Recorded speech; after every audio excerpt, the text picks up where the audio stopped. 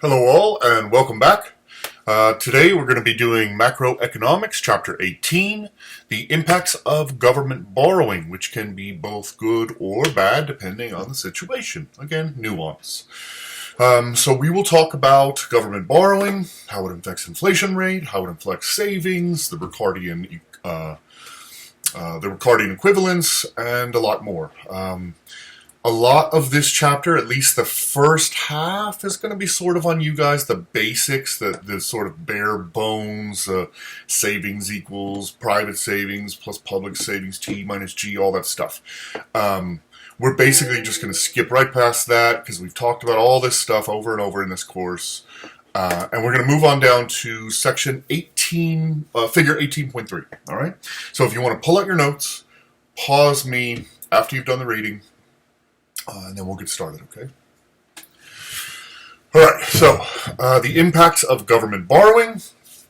The first thing that we should know is that government borrowing can come from three different places, at least the financial sources from which the government may borrow can come from three places. The first is from household savings in your domestic economy. The second is going to be reductions in private business borrowing because basically there's a finite amount of money in the system. If the government is borrowing, it's going to drive up the cost of firm borrowing. So a lot of times what will happen is government borrowing and spending will crowd out private investment, as we'll talk about. And then third, you also have external foreign investors who can either invest in one of two ways, like we talked about before: foreign and direct investment, where you have a more long-term ownership setup for your investment, or portfolio investment, which is stocks, bonds, these sort of very short-term financial tools. All right. So if we move down to figure 18.3, this represents where the government is running either a surplus or a deficit. As you can see, for the vast majority of the time, governments are running deficits. The only time at which we were not running a deficit was around the year 2000, 1999, 2000, 2001. Right around this area, we're getting the peak of the tech bubble, the internet.com bubble sort of thing. And we were bringing in a lot more resources through taxation than we had ever expected, just because of this basically exogenous shock of growth, okay? But for the vast majority of the time, governments in general, and the American government specifically, run deficits, right? And then you can also see here that the macroeconomic conditions at the time affect the size of the deficit, right? So in 2008 and 2009, we're seeing massive deficits. This is because the economy has collapsed, inflation is kicking in, a lot of our banks are basically going under, and the United States borrows trillions of dollars to pump into these, GE, our car manufacturing firms, our banks and insurance houses. They basically just bought off all of this crap debt and say that, we're just going to pass it on to the taxpayers and we're going to save these companies' asses. It's kind of a mess, but you can see that our deficit has been reduced since then, after we've gotten out of the sort of the Keynesian side of the economic. We're in recession, things are collapsing, we better pump money into the system any way that we can. I don't think, and most economists don't think, that we did it the right way in 2008, that basically our government was captured by big business. That's a whole other lecture and story. But whenever you see big recessions, you're going to see large deficits. And then as your economy gets back on track, you're going to see your deficit reduce. And hopefully we can get to the point of surplus one day. But anyway, all right. Section 18.2, there is a slight relationship between fiscal policy and the trade balance. It's not one-to-one by any means, and so you really, The only point here is that deficits are not leading straight to one-on-one trade imbalances. That's not true. It doesn't make a lot of logical or economic sense, but a lot of people think that's how it works. It's just not true. All right, figure 18.5. I'm going to sort of walk you through this step-by-step budget deficit and exchange rates and how government borrowing can affect the macroeconomy, okay? So, in figure 18.5, we are going to assume that we are at E0, equilibrium zero. And this is where $100 billion are being traded daily in the market at 0.9 euro per dollar, right? Now, we want to assume that the U.S. wants to borrow money. Maybe we're in a recessionary period. Maybe we just want to build some infrastructure like we're doing right now. The U.S. government wants to borrow, okay? So the U.S. government issues bonds, and Europe, we're assuming here, is going to purchase them. Just for the simplicity of the graph. We're just pretending like it's just Europe, okay? This means that the demand for the US dollar will increase, and this will shift the demand curve from D0 or D0 to D1, all right? And we're going to get this upward shift. Now, generally, this would cause a movement on of prices and things of that sort. But as we remember from the last chapter, money markets move instantaneously, right? Just as we are trying to borrow money, other people are holding onto those US dollars because their value is about to rise, right? And so the supply is instantaneously limited as demand increases. And so all we really get is inflationary tendencies. Those same $100 billion traded daily remain. It stays at $100 billion traded daily, but now it costs you $1.05 euro for every dollar, right? So the euro has become weaker against the dollar. This means that the supply equilibrium also shifts from S0 or S0 to S1. Note that the same $100 billion is being traded daily, but the price of the US dollar has increased. And point 3 says that now that the euro is weak against the dollar, this means that the American exports to Europe will drop, right? Because the euro isn't as powerful and they can't buy as many American goods per euro. So our exports will drop and our imports from Europe will increase because now our dollar is stronger against the euro. Does that make sense? There's a lot of moving parts here. But that is the basic argument, right? That these shifts in borrowing can cause shifts in inflation, shifts in currency prices, shifts in imports and exports. There's a lot of moving parts, all right? So study this little piece as best you can. We should also talk about capital flight. We've talked about this a few times in this class, but I'll mention it again because it's such a devastating consequence of sort of the second and third tier states and their inability to control and stabilize their own economies because they're small, because for a number of reasons we'll talk about. So you get a lot of capital flight. This has happened in Turkey in 2002, in Mexico in 1995, in Thailand, and became a contagion across the entire East Asia continent in 1997, in Russia in 1998 after the oil price collapses, in Argentina in 2002, which caused hyperinflationary tendencies.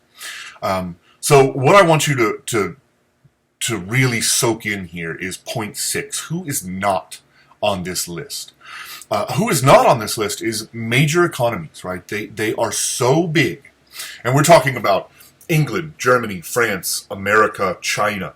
They're so big that this capital flight issue is not a problem.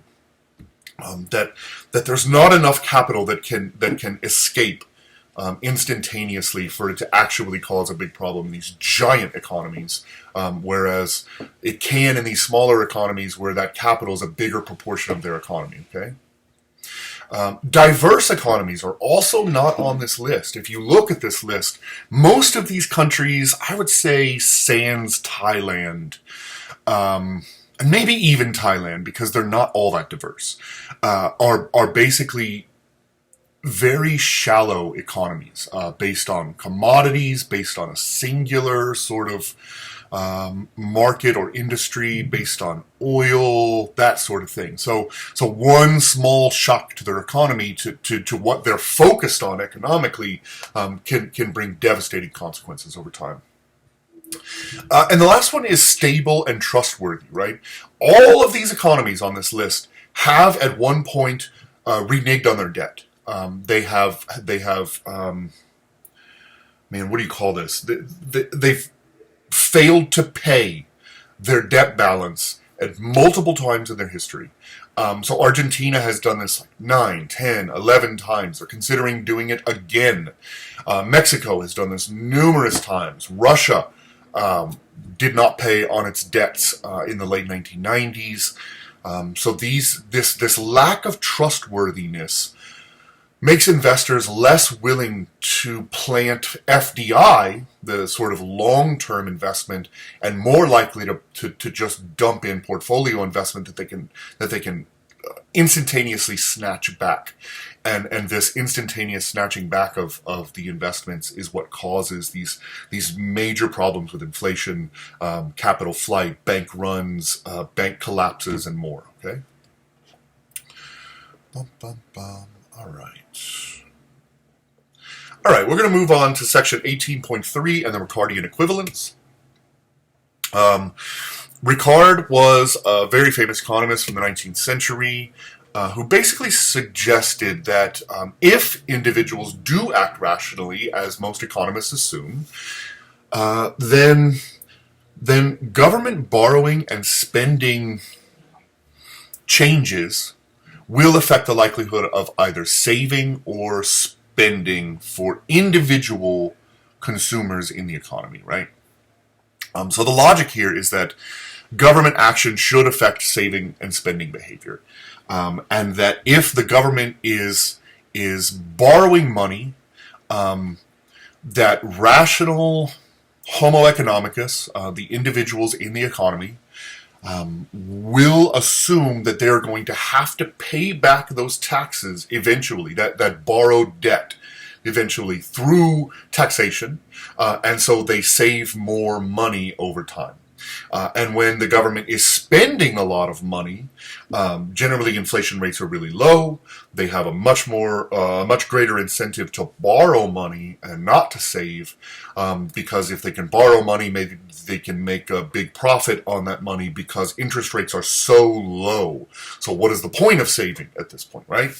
And while the Ricardian equivalence is not exact, it does track really well with government spending. So as spending decreases and borrowing increases by governments, savings increase by individuals and vice versa, okay? And so individuals aren't really thinking, the government is borrowing more money. That means interest rates are lower, and that means that I should be borrowing money. And you know, it doesn't really work like that, right? It's not on the individual's thought patterns. It's the aggregate behavior, though, of the society tracks this sort of thing. They do say, in general, on aggregate, they say, oh, well, the government is spending, we should be borrowing. Inflation rates are low. The government is borrowing, interest rates are high. Because the government is borrowing, we should be saving our money and taking advantage of those high interest rates, okay? Ricardian equivalence. Okay. 18.4, fiscal policy, investment, and economic growth. This is the last section we'll talk about. Pretty important section, though. The idea of crowding out, which is a popular concept in contemporary economics. So, the idea of crowding out. This is the idea that big deficits tend to have the effect of attracting portfolio investment and not physical capital, right? So, as our government is spending a lot of money, it is going to push the interest rates up, right, naturally, which is going to reduce the likelihood that companies want to borrow money to invest in their own assets, human capital, infrastructure, whatever. So as government is borrowing and spending money out there, it increases interest rates and it reduces the likelihood of private investment. And so you need to find a nice balance, right? Because there are things that the government only really can provide, like bridges and roads and nuclear technology and, all kinds of stuff. But there are other things that the government is not very good at providing, right? It shouldn't be deciding what assets or sort of factories or whatever that private industries need. And so the more that you crowd them out, like we're doing right now through spending in infrastructure or we're planning on doing, it will crowd out private investment, right? Because it will kick up interest rates and it will reduce the incentive for private firms to invest themselves. Like I said, you need to come to a nice balance. You can't just have private companies investing, and you can't just have the government investing, because they do certain things differently, and they do different things well, right? The government is better at providing some goods than private industry, and vice versa. All right. One of the problems with government spending that we really should talk about. Government spending can be a wonderful thing. Investment in your society can be a wonderful thing. But the problem with democracy in general and government spending is that each individual politician has an incentive to bring that money back to their own district, right? And so this money, say we spend $2 trillion, it's not going to be spent perfectly. It just can't, because of pork barrel spending. We will be spending money in districts that don't need it. We will be spending money on crap we don't need, like a friggin' goat museum that was built in Washington about 10 years ago. That sort of garbage is what really, it is wasteful, it is not efficient, it is political, and not economic, and it devalues individual citizens' respect for and views of legitimacy of the government, which is bad, right? This sort of pork barrel spending politics where like we sent $1 billion to Alaska to build this bridge to an island where no one friggin' lives. Why? Why are we doing things like that? How did that bolster our economy in the long run? It did not. And so these sorts of problems and this sort of pork barrel politics bring economic inefficiencies that don't always exist in more autocratic nations, such as, say, China, where they can plan through a central planning committee what is the best and most efficient and productive way to build this infrastructure. We're not going to just send it to some district because that's where you're from and you want to make your voters happy. That doesn't make a lot of sense, and it's not economically efficient, okay? So I'll get off my soapbox here, but it's a really important thing that you should understand. All right, we're going to call it there for the day. That will be Chapter 18, The Impacts of Government Borrowing. I will get some more up soon. Have a wonderful day, and I hope you're happy and healthy. Bye.